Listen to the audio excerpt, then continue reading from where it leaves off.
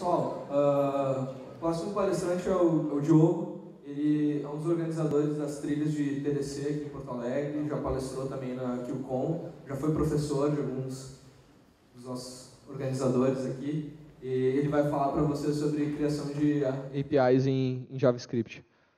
Valeu. Beleza. E aí? Valeu.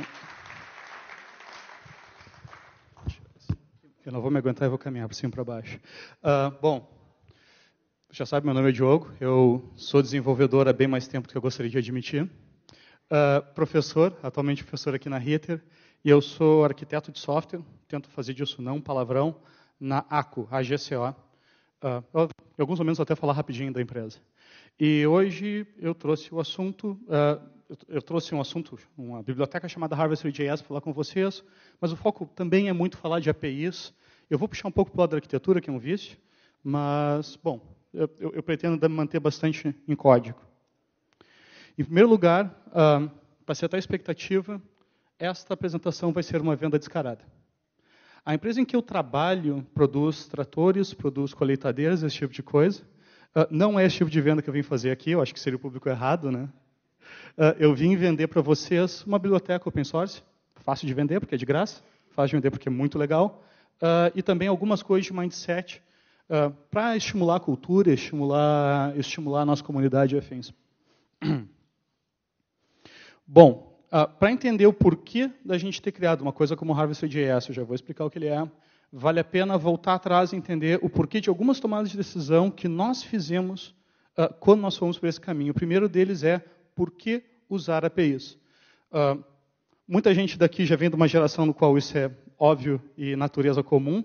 Muita gente vem do mundo mais antigo, daquele mundo dolorido do SOAP, do SOA, governança, web service enorme e afins.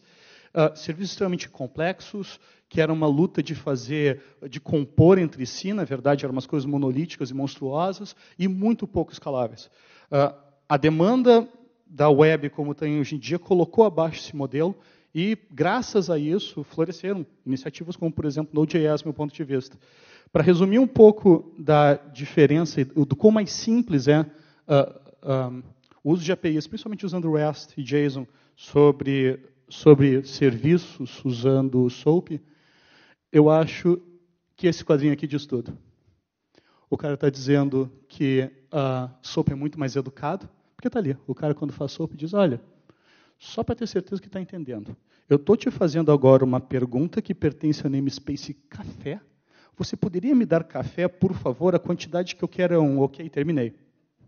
O cara lá do REST diz, me dá café.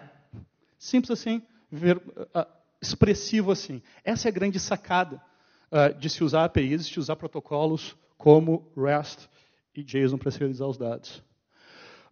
Bom, então tá. Por isso que nós usamos APIs. A gente usa Node e Mongo.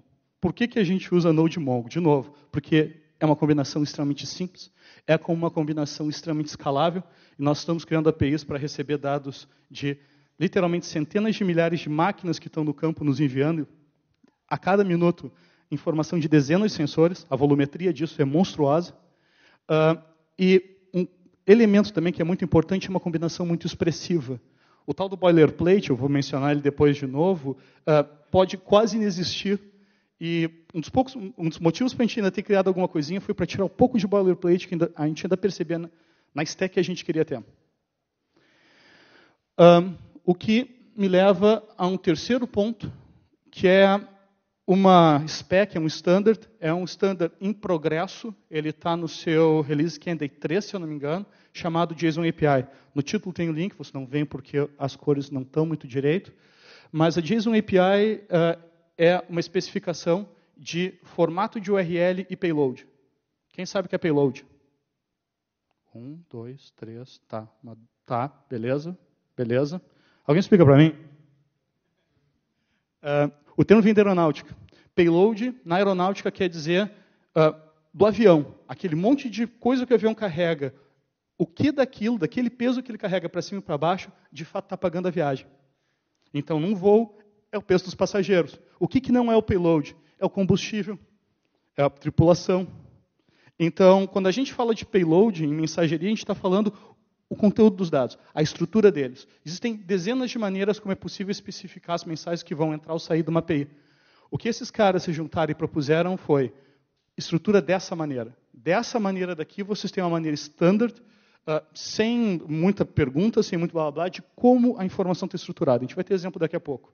Não só isso, mas ele também diz quais são os verbos HTTP que devem ser usados pelas APIs, em que circunstância e qual o comportamento esperado, chegando até o nível do tipo de erro que deveria ser cuspido por uma API em caso de problemas. A grande decisão disso, o grande motivador por trás disso, é o famoso no bike sharing. Eu vou falar sobre bike sharing agora, já vou falar sobre bike sharing, mas antes disso, sobre standards, eu curto muito esse quadrinho XKCD. O problema, existem 14 standards que competem no mercado, 2 pessoas se reúnem e dizem, já sei, vamos criar um standard que regula todos. Beleza, agora nós temos 15 standards no mercado. Nós não queremos botar mais um, nós queremos seguir um. E, para ser bem honesto, vocês não vão me ver defendendo a JSON API Spec dizendo o standard perfeito. Não é. Eu vivo reclamando. Mas eu prefiro ter algo assim do que tentar inventar algo eu mesmo. E bike sharing? Quem aqui conhece o termo? Beleza, a galerinha da frente conhece. Isso daqui é um quadrinho, é uma ilustração do conceito de bike sharing. Isso daqui é descaradamente tirado da história que o Parkinson conta na sua lei da trivialidade. E o exemplo que ele dá é exatamente isso. Imagina lá uma mesa de alta diretoria executiva de uma empresa e tem lá um engenheiro apresentando um projeto para a construção de um reator de $1 bilhão. É capaz dessa mesa de diretoria aprovar isso em 5 minutos e depois, quando o mesmo engenheiro apresenta um projeto para pintar o puxadinho de guarda-bicicletas e vai custar $100, isso gera uma discussão de 1 hora. É a famosa lei da trivialidade. Uma coisa muito complicada, a gente tende a se assustar e não querer discutir. Essas coisas são muito simples, a gente tende a se prender ao detalhe. E é uma grande perda de tempo. Bike sharing é perda de tempo. Então, eu não me importo, francamente, muito com o fato do spec, lá tem coisa que eu não gosto. Eu prefiro 1000 vezes ele existir e eu não perder tempo com bike sharing. Isso vale muito também para a conversa do John, para a apresentação do John. Discutir formato de código, qual é o melhor, caras, é bike sharing. Bom, por que então a gente investiu na criação dessa coisa chamada Harvester.js? Por todos os motivos que eu já falei antes, mais 2 motivos. Nós não queríamos nenhum framework com mágica. Só bota água aqui, as coisas magicamente vão acontecer, oculta de você, e se em algum momento for necessário mudar alguma coisa... Todo mundo já viu isso, né? O segundo grande motivo, a gente queria evitar boilerplate. Então, o exemplo do Fabrício, como ele falou, daquele código que a gente fica fazendo copy and paste para tudo que é lado, não é produtivo. Então, a gente buscou uma solução que eliminasse ao máximo código idiota tendo que ser escrito. Bom, o que é esse tal desse cara? Ele é um projeto open source. Hoje em dia, ele já está faz algum tempo do GitHub. Ele é um fork de outro projeto chamado Fortune.js. A gente optou pelo fork porque a equipe do Fortune não estava tendo a velocidade que a gente queria para fazer as coisas. E a gente não estava conseguindo commitar lá. A gente está algumas centenas de commits na frente hoje em dia. E o motivo pela gente estar algumas centenas de commits é que isso foi considerado estratégico para a empresa. E é uma empresa grande que tem como pagar uma equipe extremamente competente de desenvolvimento para trabalhar em cima do projeto. E, basicamente, ele é um pacotezinho NPM que permite, com muita facilidade, a criação de rotas e mapeamentos respeitando o JSON Spec. JSON API Spec, perdão. Bom, blá, blá, blá, blá, blá. Eu já ouvi muita coisa mal sobre ficar fazendo demo e tudo mais, então eu vou pular algumas coisas, mas vamos ver um pouquinho de código. Eu vou pular a parte de geração. Tá? O nosso gerador, o nosso scaffolder, que a gente tem no momento, é baseado em Yeoman. Quem aqui conhece Yeoman? Uma galera. Beleza. O Fabrício está convidado para fazer um projetinho Slush com a gente, vai ser do caralho. Mas vamos dar uma olhadinha, então, no que o código gera e entender o que ele está fazendo.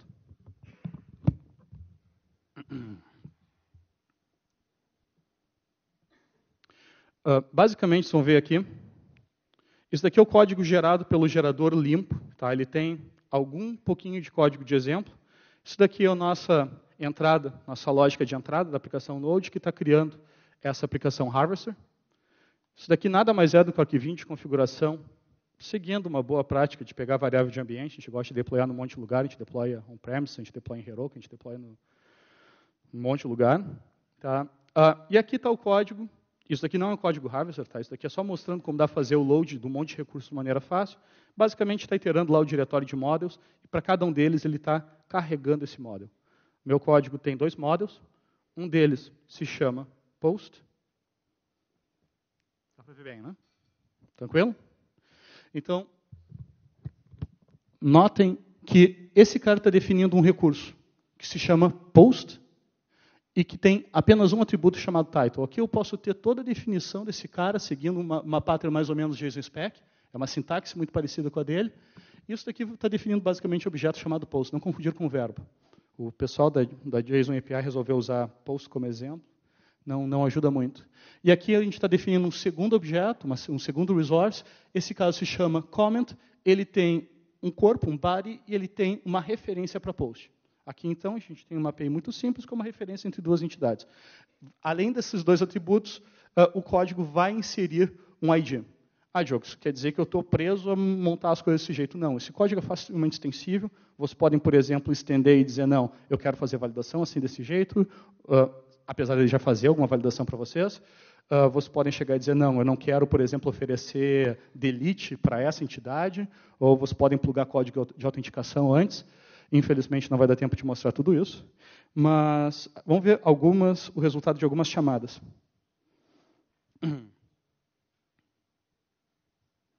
Deixa eu fazer no browser que é melhor. Melhor de ver, eu estou com o browser já aberto. Esse cara está rodando localmente. Tá? Eu acabo de fazer um get então, em comments. E algumas coisas interessantes que a gente tem aqui. Vocês estão vendo aquele links ali? Aquilo dali é a maneira como o Harvester.js implementa o spec e diz o seguinte, este cara aqui, fullbar5, tá, com esse ID enorme tem uma relação com o objeto post, cujo ID é aquele dali. Dessa maneira, e assim, a gente não inventou nada disso, essa especificação JSON API. A gente pode fazer também, deixa eu ver como é que eu tenho aqui mais. Aqui era só o setup, vou pular. A gente acabou de ver como o get funciona, eu posso fazer um post também, vamos lá, fazer um post para mostrar que eu não estou mentindo. Comments, aqui eu estou postando um comentário, vamos lá, vou mudar esse cara para fullbar6, vocês podem ver que a minha criatividade é uma coisa fora do comum. E ali eu estou também linkando com o mesmo post, um cara que já existe. Beleza, tá? Só por via das dúvidas. Vamos fazer um get nele, está aqui, fullbar6, está ali o cara.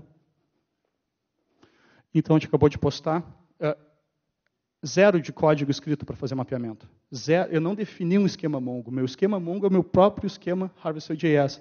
Diogo, eu preciso fazer overload, não pode ser a mesma coisa para mim. Ok, bota no meio do caminho o mapeamento e vai ser feliz. Mas se não precisar, está pronto.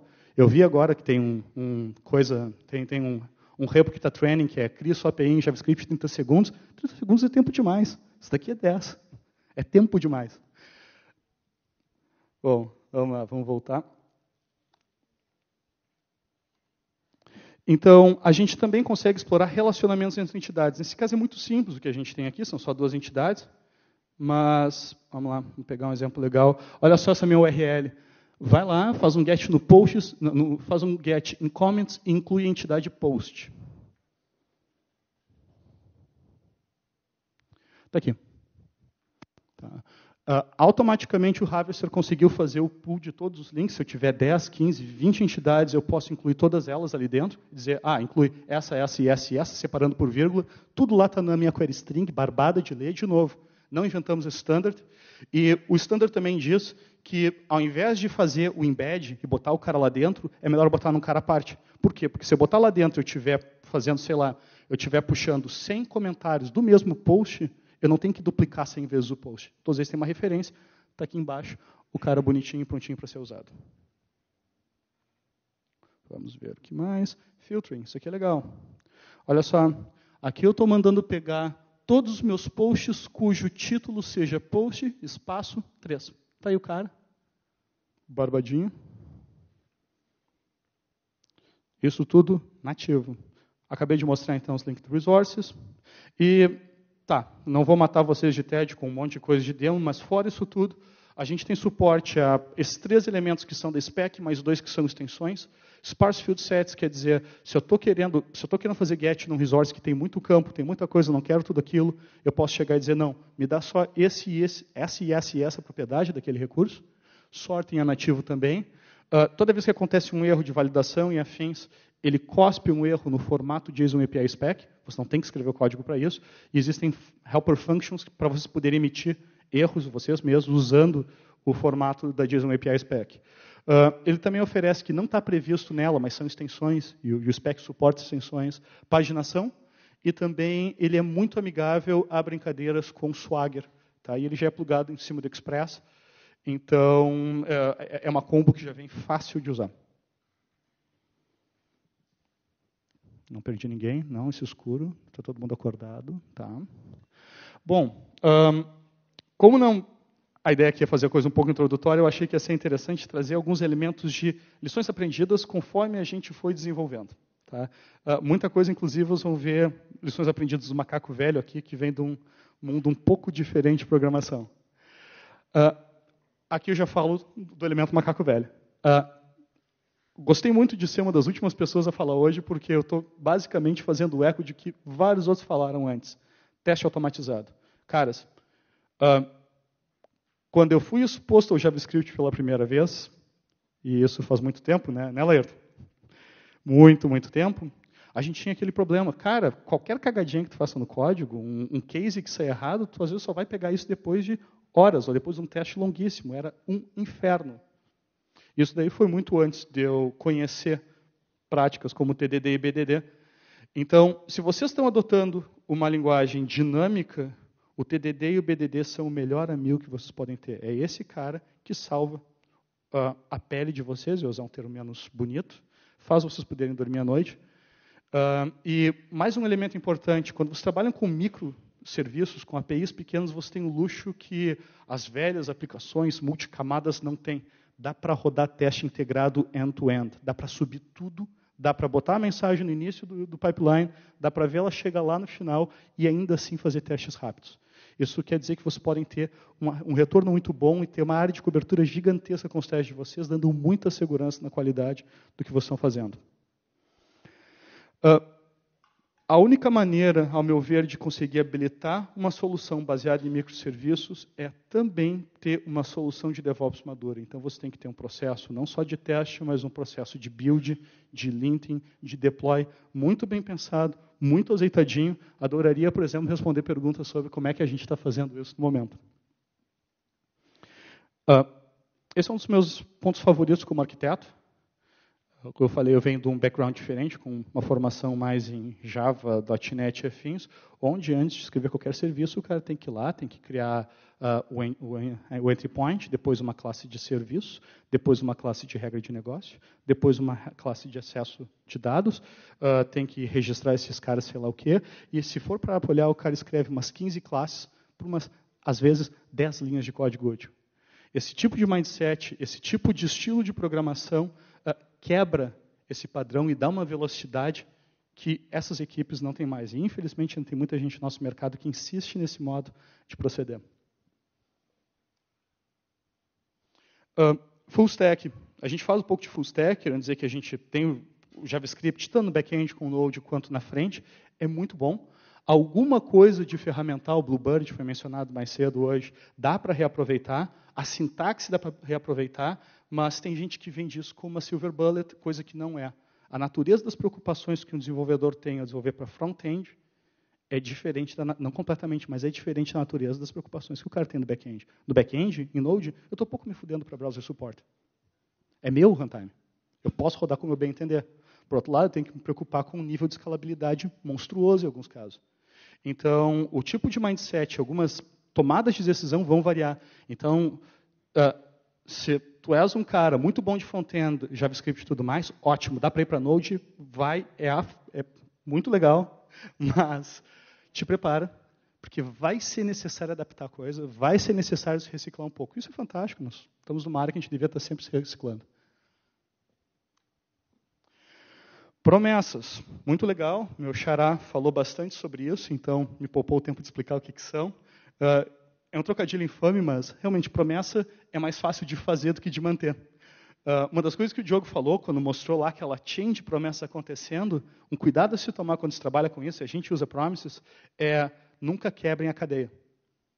Se vocês esquecerem de fazer return de uma promise no meio da cadeia, você tem a famosa promessa quebrada, promessa perdida, e fazer troubleshooting disso é um inferno num codebase grande. Mas então, com um pouco de prática, com um bom processo de peer review e tudo mais, dá para reduzir esse risco, ainda assim, promessas sobre callbacks, eu não preciso nem dizer, promessas toda a vida.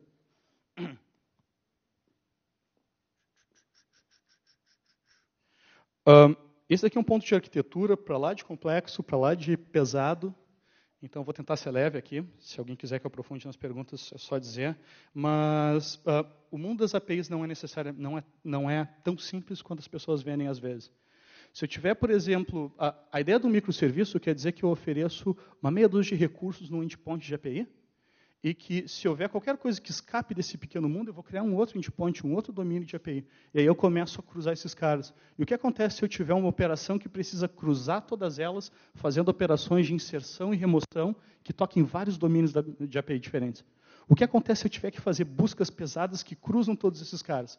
Sempre vai ser necessário uma tomada de decisão quando se desenha uma API, que é, eu me encarrego disso no meu lado, no meu back-end, e eu absorvo para mim a complexidade quando eu tiver casos como esse, ou digo, o cliente disso, o front-end vai ter que se preocupar, por exemplo, em ter um comportamento transacional da vida, um palavrão nos dias de hoje, mas um comportamento transacional da vida sobre várias APIs. É sempre uma decisão que tem que ser tomada, uma decisão complexa, e não existe solução simples, assim, uma regra simples que resolva isso. Quase terminando, para quem está pensando em desenhar APIs, vale a pena estudar Domain-Driven Design, porque o que vai determinar a melhor maneira de estruturar o payload, a melhor maneira, o que tem que entrar no contrato de vocês, o que é a operação mínima que vocês precisam ter, isso tudo vai vir, isso tudo tem muita inspiração, a melhor solução para isso tem muita inspiração no que os caras do Domain Driven Design chamam de Aggregation Roots e por aí vai. Ter um conhecimento sobre isso ajuda muito a desenhar uma boa API.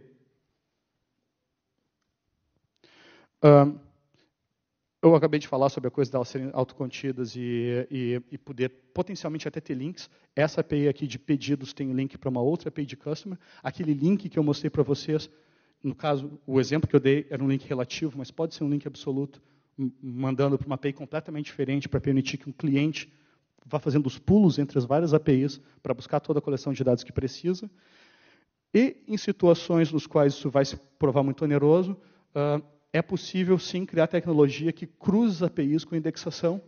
Isso me leva a um dos nossos mais novos projetos, Elastic Harvester. A gente também botou no ar mais um projeto open source, que permite alimentar um índice Elasticsearch que é capaz de cruzar vários domínios de aplicação. Então, aquele exemplo que eu dei do pedido do cliente, é possível, com uma query única, extremamente otimizada, fazer alguma coisa do tipo, me dá todas as vendas que eu tive no estado do Rio Grande do Sul deste modelo de trator no mês de novembro de 2014. Eu posso cruzar quantas boundaries de API eu quiser, desde que elas sejam indexadas. A gente tem mais alguns projetinhos open source de interesse para quem trabalha com JavaScript. A gente implementou um provider de passport para OpenAI, um padrão aberto de autenticação. A gente implantou uma string-based support para event source. E a gente vai, daqui a pouco, introduzir uma nova versão do Harvester.js com uma DSL para simplificar a documentação, que hoje em dia a gente não se preocupa com o Swagger, dá para plugar em cima, mas o código está um pouco verborrágico, a gente quer facilitar a nossa vida. É isso.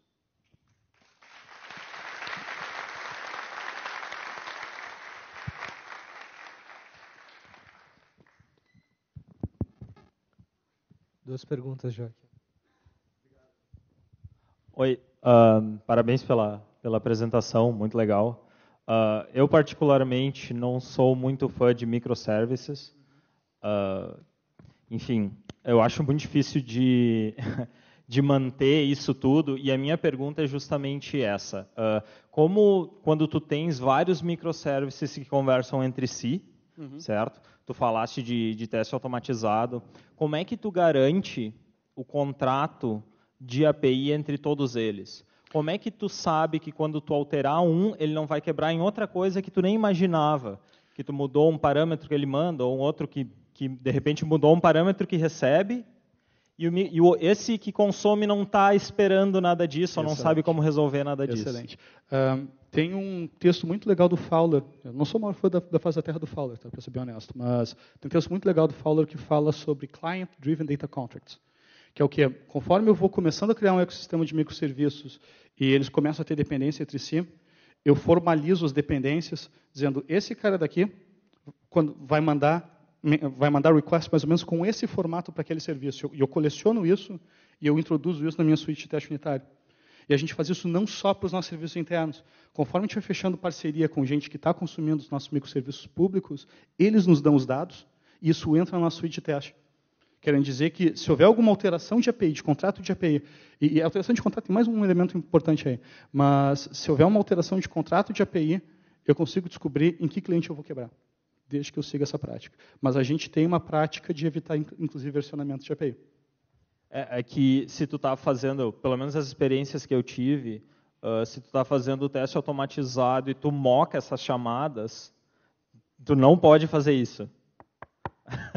Porque se quebrar, como está mocado, se mudar um microservice em outro lado, essa tua aplicação não vai saber. Eu não sou religioso com relação a TDD e BDD, mas para mim microserviços nasceu para ser feito com end-to-end, e aí um fit melhor para o BDD.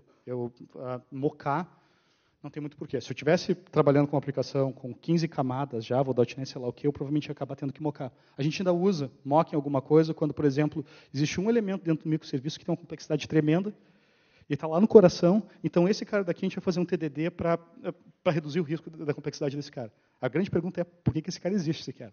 Mas se houver, a gente usa um pouquinho de TDD, mas no geral, end-to-end. A gente está rodando isso com Docker, cara. Então a gente sobe todos os containers, a gente sobe um container de Node, a gente sobe um container de Mongo, um container de Elasticsearch, todos eles linkados, a gente sobe, compila o Node, roda teste unitário end-to-end e derruba os caras no CI. 2 minutos para fazer isso. E isso é uma das coisas bonitas. Então, só a nível de curiosidade, vocês usam qual cliente de CI para fazer isso? Bambu. Bambu. Tá bom. Obrigado. É isso. Valeu, Jair. Primeiro, meio off-topic, assim, eu fui aluno do Diogo, provavelmente ele não lembra, mas há 10 anos atrás, ele foi o único professor que deixou eu fazer um trabalho do semestre assim, em JavaScript. E agora massa ver ele falando sobre JavaScript no evento 10 anos depois. 10 anos depois, tu vê. Massa. Eu queria saber se tem como usar programaticamente no Harvester, ou se vocês usam alguma coisa como Mongoose, ou se vocês criaram... O Harvester usa Mongoose por baixo dos panos. O Harvester é uma camada muito fina de código. Na verdade, uma das nossas... Assim, sem ego, sem narcisismo, sem tentar reinventar a roda... stand on the shoulder of giants. O que tiver por aí funcionando legal. Então, assim, documentação é só a gente está só facilitando para reduzir.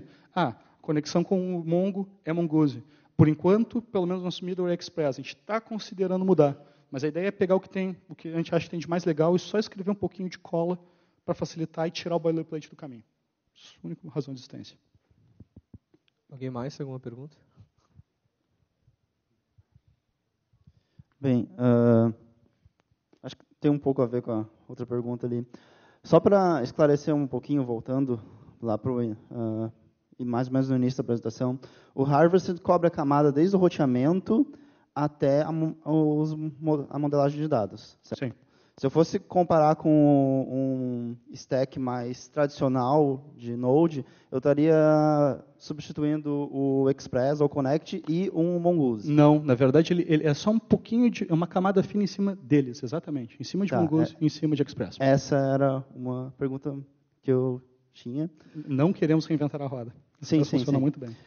Mas uma questão é assim, e se eu quiser fazer uma aplicação isomórfica, que nem eu estava dizendo, utilizando o Harvester para API, mas ao mesmo tempo renderizando o HTML a partir do server. Ele se encaixa legal com o Express para fazer isso? Como seria? Como eu disse, o Harvester está rodando em cima do Express. Então, qualquer coisa que tu tiveres, que tu quiseres fazer com o Express ali por baixo, tu pode sair usando. Agora, vai ser que me explicar um pouquinho mais a tua pergunta, porque eu não entendi. Eu acho que foi um pouco confuso. Por exemplo, eu quero ter uma rota Sim. que, dependendo do tipo de requisição, ela vai me responder com HTML ou com o meu retorno do web service. Perfeito. Ou com o meu retorno JSON. Perfeito. Cara, a gente não se propôs a cobrir isso no momento. Daria para estender, mas a gente faz só o API. A gente só retorna JSON. Mas, por quê? Porque a gente implementa o JSON API Spec. Esse é o foco 100%. Mas daria para estender. No código não tem nada que impeça de fazer isso. Um ponto.